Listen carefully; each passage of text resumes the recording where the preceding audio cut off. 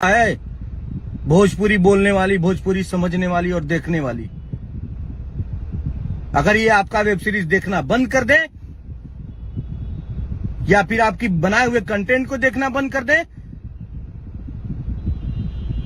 इन्हीं का मजाक उड़ा रहे हैं आप, भोजपुरी भाषियों का मजाक उड़ा रहे हैं आप। एक बार फिर मैं कह रहा हूं कि जितनी जल्दी हो सके आप इस सीन को इस वेब सीरीज से निकालें। महारानी 2 वेब सीरीज का नाम है, निर्देशक है रविंद्र गौतम और प्रोड्यूसर है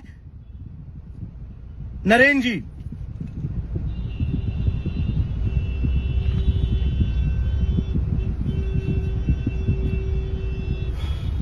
अगर नहीं निकलेगा तो आप लोग का इंतजार रहेगा उत्तर प्रदेश और बिहार में, अगर ये सीन नहीं हटाया जाएगा तो। इसी के साथ हम अपनी वाणी को विराम देते हैं। हर हर महादेव।